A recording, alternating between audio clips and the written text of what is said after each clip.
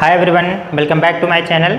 Class 12 physics में एक बार फिर से आप सभी का तहे दिल से हम स्वागत करते हैं। और आज के लेक्चर में हम आप लोगों को बताएंगे इलेक्ट्रिक फ्लक्स के बारे में, यानी वैद्युत फ्लक्स क्या होता है। तो ये एक इंटरेस्टिंग सा और काफ़ी इम्पॉर्टेंट टॉपिक है। इस टॉपिक से एग्ज़ाम में क्वेश्चन आते हैं और बहुत छोटे से नॉर्मल से क्वेश्चंस पूछे जाते हैं। और बहुत बार एग्ज़ाम में आया है कि वैद्युत फ्लक्स क्या है, इसकी परिभाषा दीजिए, इसके मात्रक के बारे में बताइए। तो इस वीडियो में हम इतनी सारी चीज़ें कवर करेंगे, तो वीडियो को अंत तक देखते रहिएगा। बहुत ही ज़्यादा इंटरेस्ट आने वाला है और काफ़ी छोटा सा टॉपिक और इम्पॉर्टेंट सा टॉपिक है। तो आइए शुरू करते हैं। देखते हैं वैद्युत फ्लक्स क्या है। इसमें दो शब्द है, एक शब्द है हमारा वैद्युत और दूसरा शब्द है फ्लक्स। तो वैद्युत का अर्थ तो आप समझ ही चुके हैं पहले भी। वैद्युत मतलब जहाँ पर कोई चार्ज आवेश होता है और उससे बल रेखाएं निकलती हैं। पीछे के वीडियोज़ में हमने ये चीज़ें बताया है। तो जहाँ पर कोई चार्ज यानी आवेश है वहाँ से बल रेखाएं निकलती रहती हैं। तो हम वैद्युत से वैद्युत बल रेखाओं को समझ सकते हैं।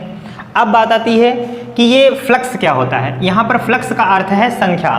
फ्लक्स का अर्थ क्या है? संख्या। किस चीज़ की संख्या होगी? जब वैद्युत फ्लक्स है तो वैद्युत बल रेखाओं की संख्या होगी। तो बस आपको कुछ नहीं करना है। वैद्युत फ्लक्स क्या है? वैद्युत बल रेखाओं की संख्या है। इतनी सी बात आपको समझनी है। हम यहाँ पर इसको बता दें, वैद्युत का अर्थ समझते ही हैं। वैद्युत का अर्थ होता है, यहाँ पर समझ लेंगे, वैद्युत का अर्थ वैद्युत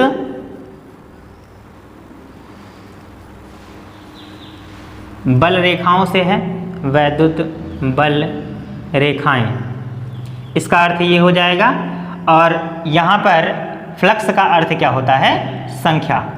यदि इन दो शब्दों को हम मिला लें तो हम कह सकते हैं कि वैद्युत क्षेत्र में, तो हम क्या कह सकते हैं? इन दोनों शब्दों को मिलाकर इसकी परिभाषा बन सकती है। ठीक है, किसी वैद्युत क्षेत्र में वैद्युत बल रेखाओं की संख्या को ही हम क्या कहते हैं? वैद्युत फ्लक्स कहते हैं। अब यदि किसी इसकी और डिटेल में हम परिभाषा दें तो थोड़ा सा इससे अलग होगा। ये तो इसका शाब्दिक अर्थ हो गया ना कि वैद्युत फ्लक्स क्या होता है, वैद्युत बल रेखाओं की संख्या को हम वैद्युत फ्लक्स कहते हैं। यह इसका शाब्दिक अर्थ है, पर परिभाषा थोड़ी सी इसमें डिफरेंट है। आइए उसे समझते हैं। तो हम यहाँ पर लिखेंगे, किसी पृष्ठ के अभिलंबवत अभिलंबवत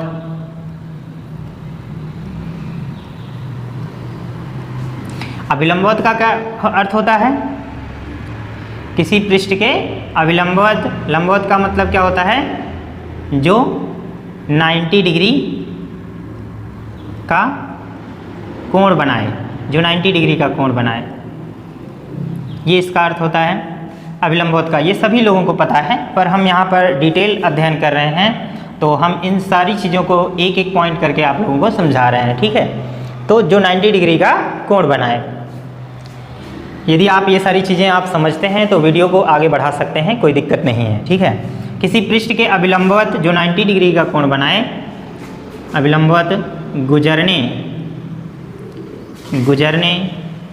वाली, ठीक है, अभिलंबवत गुजरने वाली। अब यहाँ से इन शब्दों की आवश्यकता पड़ेगी। गुजरने वाली वैद्युत बल रेखाओं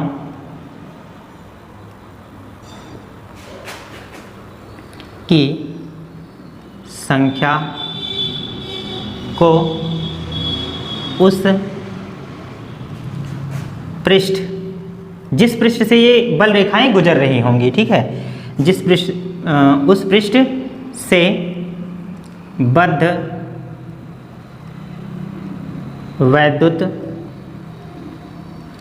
वैद्युत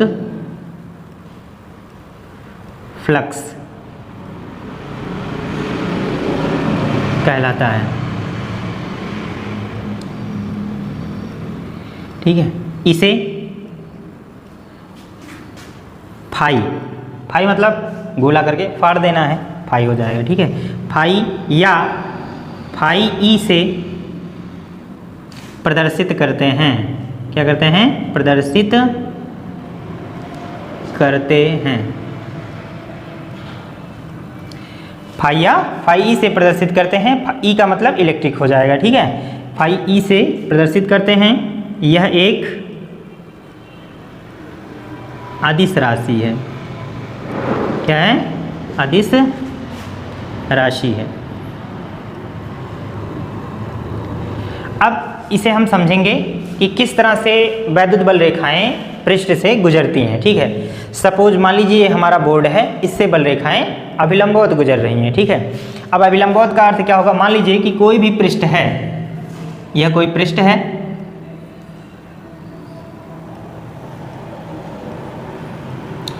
और इससे बल रेखाएं गुजर रही हैं, ठीक है। इसको थोड़ा सा सीधा बना दें।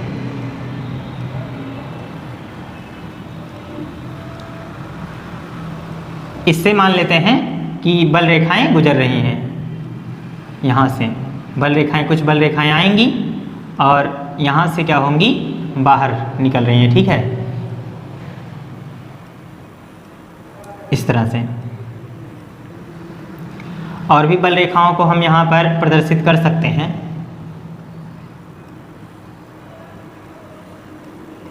इस तरह से।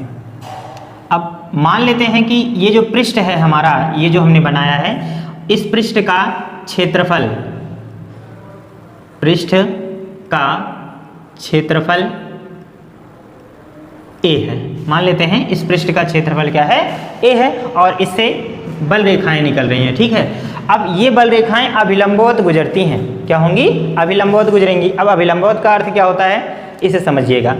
देखिए अभिलंबवत क्या है, जैसे ये हमारा बोर्ड है, इस बोर्ड से यदि बाहर की ओर इस तरह से बल रेखाएं, बोर्ड तो इस डायरेक्शन में है ना, और इससे अगर ये 90 डिग्री का कोण बनाएं, ठीक है, जैसे कि ये बोर्ड हमारा इस डायरेक्शन में है और यहाँ से ये बाहर यदि बल रेखाएं निकल रही हैं, तो ये क्या होंगी, इसके अभिलंबवत होंगी, ठीक है। बाहर की ओर भी निकल सकती हैं और अंदर की ओर भी जा सकती हैं, ठीक है। और बाहर की ओर क्या होता है, जिस तरफ आप खड़े हैं वही पृष्ठ बाहर का पृष्ठ कहलाता है। यदि हम मान लेते हैं कि हमारे पास ये बुक है, इस बुक को यदि मैं आपके सामने इस तरह से करूं तो ये बाहर का पृष्ठ है आपके लिए, और मेरे लिए बाहर का पृष्ठ क्या होगा, ये सामने का पृष्ठ, ठीक है। तो इस तरह से आप समझ सकते हैं ये पृष्ठ का।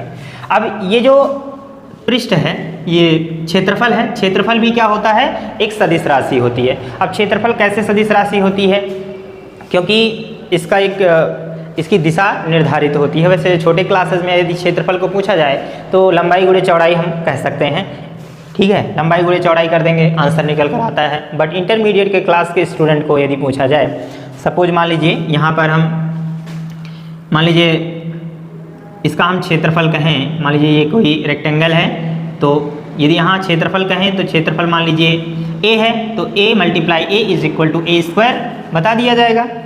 मे बी क्लास 11th के स्टूडेंट को भी यही पता होगा कि यदि हम a मल्टीप्लाई a करें तो आंसर a स्क्वायर आएगा।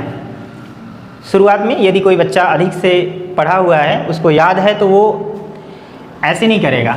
यदि उसे क्षेत्रफल निकालना है तो क्षेत्रफल को वो बताने के लिए क्या करेगा, सपोज मान लीजिए कि ये हमारा पृष्ठ है A, B, C and D, तो यहाँ पर क्षेत्रफल को निकालने के लिए वो इस तरह से करेगा, ए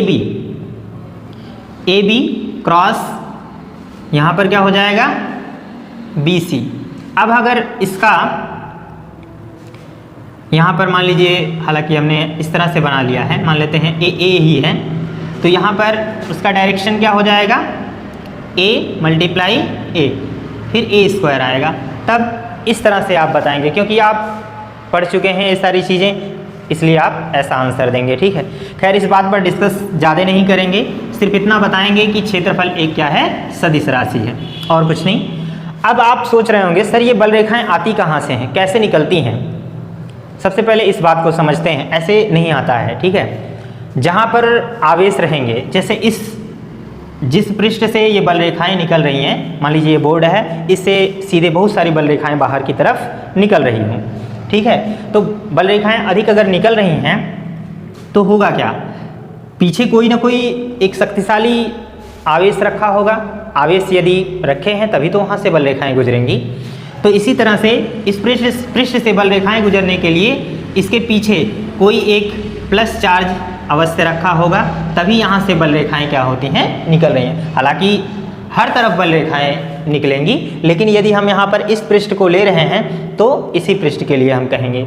यहाँ पर यह पृष्ठ बड़ा है तो इससे गुजरने वाला जो वैद्युत फ्लक्स होगा वो अधिक होगा, क्योंकि यहाँ से अधिक बल रेखाएं निकल रही हैं। अब यदि हम यहाँ पर छोटा सा कोई पृष्ठ लें तो यहाँ पर क्या होगा, अब इससे कम बल रेखाएं गुजर रही हैं, ठीक है। जैसे कि यहाँ से ये बल रेखाएं इससे जो गुजर रही हैं, ये बल रेखाएं कम हैं, तो यहाँ पर वैद्युत फ्लक्स क्या होगा, कम होगा, ठीक है। अब ये जो बल रेखाएं निकल रही हैं इसे हम क्या करेंगे, ई से प्रदर्शित करेंगे, ठीक है, वैद्युत क्षेत्र, जो कि हम पीछे पढ़ चुके हैं। तो अब अगर हम थोड़ा सा ध्यान दें तो क्या बातें समझ में आती हैं इस एक्सपेरिमेंट से। दो बातें समझ में आती हैं कि यदि क्षेत्रफल बड़ा होगा तो वहाँ से अधिक बल रेखाएं गुजरेंगी, और यदि क्षेत्रफल छोटा होगा तो क्या होगा, वैद्युत बल रेखाएं कम निकलेंगी, तब भी वैद्युत फ्लक्स कम होगा। और दूसरी खास बात, यदि बल रेखाएं अधिक गुजर रही हैं तभी तो वैद्युत फ्लक्स अधिक होगा, और कम गुजरेंगी तो कम होगा। सिंपल सी बात है। तो कुल मिलाकर हम कह सकते हैं जो वैद्युत फ्लक्स है वो क्षेत्रफल और साथ में वैद्युत क्षेत्र के अनुक्रमानुपाती होता है। ये बात आप समझ चुके होंगे।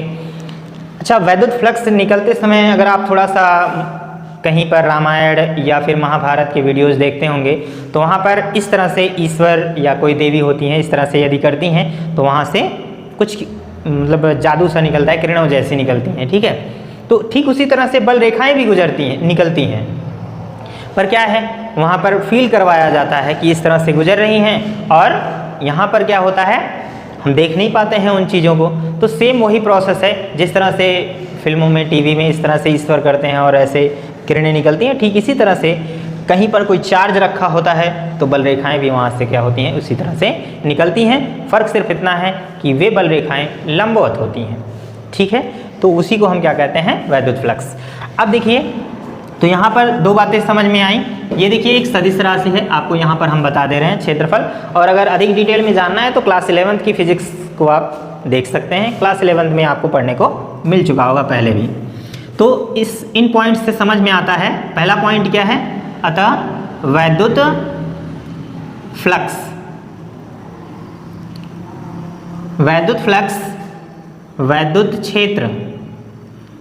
वैद्युत क्षेत्र E के अनुक्रमानुपाती होता है, अनुक्रमानुपाती होता है। तो वैद्युत फ्लक्स को हम फाई ई से डिनोट करते हैं, ये अनुक्रमानुपाती हो जाएगा किसके, ई के। अब दूसरा पॉइंट आता है कि यह क्षेत्रफल ए के भी अनुक्रमानुपाती होता है,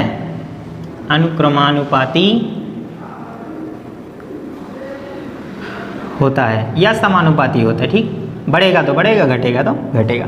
तो इस तरह से phi E is directly proportional क्या हो जाएगा, ए। यदि हम इसको इक्वेशन फर्स्ट माने, इसको सेकंड माने, तो समीकरण 1 व 2 से अगर मिलाएं तो यहाँ पर क्या निकल कर आएगा, phi E is directly proportional E into क्या हो जाएगा, ए हो जाएगा। और इसे हटाएंगे तो कोई ना कोई कांस्टेंट हमें लाना ही होगा। तो यहाँ पर हम लिख सकते हैं क्या, phi E is equal to k into a, ठीक है। अब ये जो के है एक अनुक्रमानुपाती नियतांक है, आप जानते हैं, और निर्वात और वायु के लिए जो के की वैल्यू होती है वैद्युत क्षेत्र के लिए, वो क्या होती है, 1 होती है। तो हम यहाँ पर लिख सकते हैं कि चूंकि ऐसे, या यहाँ पर लिख लें, या phi E is equal to क्या हो जाएगा, ई इंटू ए भी हम लिख सकते हैं, बट यहाँ पर हमें बताना होगा चूंकि निर्वात या वायु के लिए निर्वात या वायु के लिए k इज इक्वल टू 1। ठीक है, तो इतना डिस्क्रिप्शन आप दे सकते हैं, काफ़ी आसान है। अब देखिए, वैसे ये ई की भी, ई जो है वैद्युत क्षेत्र किस चीज़ के अनुक्रमानुपाती होता है? आप जानते हैं वैद्युत क्षेत्र ई आवेश के अनुक्रमानुपाती होता है, ये आप लोगों ने पढ़ा है। ठीक है, तो इस तरह से हम इन चीज़ों को समझ सकते हैं, क्योंकि पीछे के आपको फार्मूला बताया गया है। तो इतना समझिए। अब इसके बाद यहाँ पर बात आती है कि वैद्युत फ्लक्स का मात्रक क्या होता है, तो इसे भी जान लेते हैं यहीं पर। तो यहाँ पर आप देख लीजिएगा, वैद्युत फ्लक्स का मात्रक, वैद्युत फ्लक्स का जो मात्रक होता है वो क्या होगा, यहाँ पर आप समझ लीजिए, जैसे फाई ई बराबर, यहाँ पर देखिए जो ये ई है, ई क्या है? वैद्युत क्षेत्र, आप समझते हैं। यहाँ पर फार्मूला देखिए, ई इज इक्वल टू, आप जानते हैं एफ अपान क्या होता है? Q0 होता है। तो यहाँ से ये हो जाएगा न्यूटन क्या है? बल का मात्रक है ना, और यहाँ पर आवेश है, आवेश क्या होता है? कूलाम। तो इतना ये हो जाएगा न्यूटन प्रति कूलाम, और साथ में ये क्या है? क्षेत्रफल है, तो क्षेत्रफल का वहाँ हो जाएगा। तो यहाँ पर आप समझ सकते हैं, देखिए ई के लिए हम क्या लिख सकते हैं? न्यूटन अपॉन कूलाम, ये लिख सकते हैं, और साथ में इनटू क्या है? क्षेत्रफल का मात्रक मीटर स्क्वायर होता है। तो कुल मिलाकर हम क्या लिख सकते हैं? न्यूटन मीटर स्क्वायर पर कूलाम, इस तरह से लिख सकते हैं। तो इतनी तो परिभाषा आप समझ ही चुके होंगे। अब आप इसका एक स्क्रीनशॉट लीजिए, फिर इसके बाद एक हम कंडीशन बताते हैं कि यदि वैद्युत फ्लक्स लंबवत ना गुजरे तो क्या होगा। तो तब तक इसका स्क्रीनशॉट लीजिए, फिर हम आगे कंटिन्यू करते हैं। अब यहाँ पर देखेंगे, यदि एक कंडीशन लें, यहाँ पर अगला हमारा जो पॉइंट होगा, यहाँ पर लिख सकते हैं, यदि वैद्युत क्षेत्र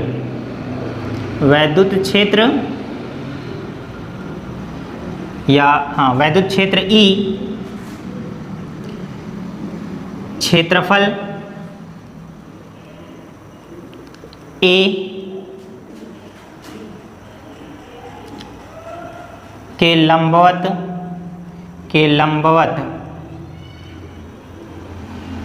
ना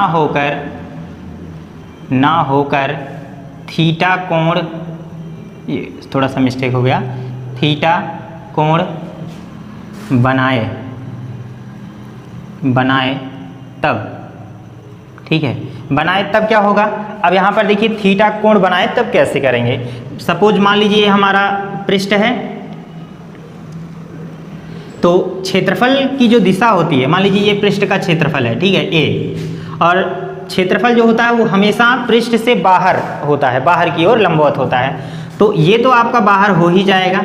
अब यदि बल रेखाएं इसके लंबवत, ठीक है, इसके लंबवत ना गुजरें, ठीक है, जैसे लंबवत सीधे ना निकलें, ठीक है, सीधे ना निकलकर वो क्या करें, इनसे कुछ कोण बनाते हुए निकलें, इस तरह से। मान लीजिए सपोज ये बल रेखाएं इस तरह से गुजर रही हैं, यहाँ लंबवत ना निकलकर क्या होगा, यदि इस तरह से कोई कोण बना लें, ठीक है, यहाँ से इस तरह से कर लें, यदि कोण बनाती हुई थीटा कोण बनाएं तो क्या होगा, ठीक है। तो इस कंडीशन में क्या होगा, देखिए जब ये वैद्युत क्षेत्र जो होता है वो क्षेत्रफल के लंबवत ना होकर, ठीक है, थीटा कोण बनाएंगी, तो उस कंडीशन में हमें क्या करना होगा। आप समझते हैं कि यदि हम किसी लंबवत, मतलब कोई भी जो राशि है वो लंबवत ना हो, कोण बना रहा हो, तो वहाँ पर हम वेक्टर वियोजन का सिद्धांत लगाते हैं। तो वेक्टर को वियोजित करते हैं, तो ये क्या होता है, ऊपर की तरफ एक होता है जिसे हम ई से अगर वियोजित करें तो लंबवत ऊर्ध्वाधर अक्ष को ई साइन थीटा कहते हैं, और ये जो क्षैतिज अक्ष होता है इसे हम क्या कहते हैं, ई कॉस थीटा कहते हैं, है ना, जिसके साथ कोण बनाता है। तो यहाँ पर इसी के साथ कोण बना रहा है। अब यहाँ पर क्या है, यदि इसके और इसके लंबवत है ये, ठीक है, यदि इस कोण को लेंगे तो क्या होगा, अगर ऊपर की तरफ लेंगे तो ये जो होता है साइन 90 डिग्री के लिए होगा, तो एक हो जाता है, ठीक है, जब लंबवत होता है। सॉरी, अब इस तरह से इसके साथ कोण बना रहा है, ठीक है। यहाँ पर क्षेत्रफल, ये तो हमने ए दर्शाया है, ये क्षेत्रफल ए की दिशा है इधर की तरफ, ठीक है। ये तो हमने अक्ष भी बनाया है, साथ में ये क्षेत्रफल ए की भी दिशा है, ठीक है। तो क्षेत्रफल से और इसके बीच जो कोण बन रहा है, ये यहाँ पर यह वेक्टर वियोजित हो रहा है। तो इसलिए हम यहाँ पर क्या करेंगे, जो हमने अभी फॉर्मूला पढ़ा था phi E is equal to e into a, ठीक है। यदि मल्टीप्लाई कर रहे हैं हम यहाँ पर, ठीक, तो ये क्या होगा ऐसे। अब ये अदिश गुणन हो रहा है, इसलिए फाई ई ये आपका क्या है, सदिश रूप है। सदिश रूप क्या है, सदिश रूप है। और यहाँ पर सदिश रूप हटाएं तो यहाँ पर वेक्टर ई के लिए जो इसका परिमाण होगा वो ई कॉस थीटा होगा। तो यहाँ पर मैं लिख सकता हूँ ई कॉस थीटा, ठीक है, और इंटू क्या हो जाएगा ए। इसे हम दूसरे तरीके से भी लिख सकते हैं कि phi E is equal to क्या हो जाएगा, ई ए कॉस थीटा। हम इस तरह से भी इसे लिख सकते हैं। कुछ बच्चों को यदि कन्फ्यूजन हो रहा हो कि सर ये जो क्षेत्रफल ए है इसकी दिशा कैसे हम निर्धारित करते हैं, तो यहाँ पर ये चीज़ हम बता दे रहे हैं। हमने बताया कि क्षेत्रफल जो होता है, क्षेत्रफल की जो दिशा होती है वो हमेशा किसी भी पृष्ठ के लंबवत बाहर की ओर होती है। ये चीज़ें हमने बताया है। तो आप चाहें तो वीडियो को रिवाइंड करके इसे आप देख भी सकते हैं, ठीक है। तो इस तरह से हम वैद्युत फ्लक्स के टॉपिक को कवर कर सकते हैं। अब एक ज़रूरी सूचना, इसके आगे जो टॉपिक आएगा उसमें हम पढ़ने वाले हैं वैद्युत द्विध्रुव। क्या पढ़ने वाले हैं, वैद्युत द्विध्रुव पढ़ने वाले हैं। और वैद्युत द्विध्रुव के अक्षीय और निरक्षीय स्थिति पर हम वैद्युत क्षेत्र की तीव्रताओं की भी गणना करेंगे, ठीक है। तो यदि आप वैद्युत द्विध्रुव और वैद्युत द्विध्रुव के अक्षीय और निरक्षीय स्थिति पर, काफ़ी इंपॉर्टेंट टॉपिक है ये, इतना इम्पोर्टेंट है कि हर परीक्षा में कोई ना कोई प्रश्न जरूर आता है। तो यदि आप उस वीडियो को देखना चाहते हैं तो हमारे आई बटन पर क्लिक कर सकते हैं। हमारे वीडियो के ऊपर जो आई बटन दिख रहा है उस पर भी क्लिक कर सकते हैं। यदि नहीं तो वीडियो के डिस्क्रिप्शन में उसकी लिंक हमने दे रखी है, आप वहाँ पर देख सकते हैं। या फिर इसके अलावा जो वीडियो सामने आपको कार्ड दिख रहा है, इन वीडियोज़ को देख सकते हैं, ठीक है। Thanks for watching for this video. तो मिलते हैं अगली क्लास में, तब तक के लिए गुड बाय।